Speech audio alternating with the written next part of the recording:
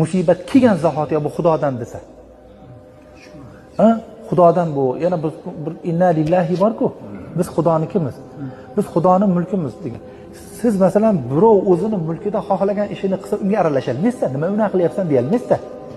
Biz ham Xudoning mulki bo'lgandan keyin bizni tepamizda qilib turgan Xudoning tasarrufiga biz daxl qila olmaymiz. Biz Xudonikimiz, bir kun Xudoning huzuriga biz qaytib ketamiz deydi.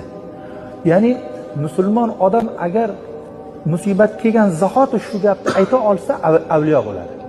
Vali bo'ladigan dami shu bo'ladi. Ammo shayton buni xohlamaydi vali bo'lishni.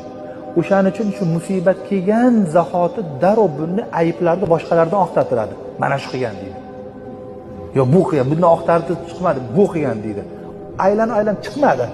Muttaham hech kim muttaham oxir. Ayni Xudoning aytgani bo'lar ekan deydi, oxir aytadi. Agar bu gapni boshida desa avliyo bo'ladi.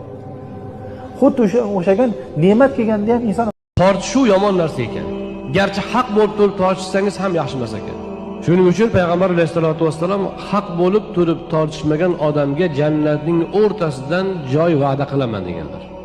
Nohaq bo'lib turib emas, haq bo'lib turib tortishmaslik. Alloh seni sinovga soldimi? Nimanidir bermadimi? Demak seni yaxshi ko'ribdi. Chunki Alloh yaxshi ko'rgan bandasini sinovga soladi. Agar yana ham yaxshiroq ko'rsa, shu sinovga sabrli qiladi, kuniga qanoatli qiladi.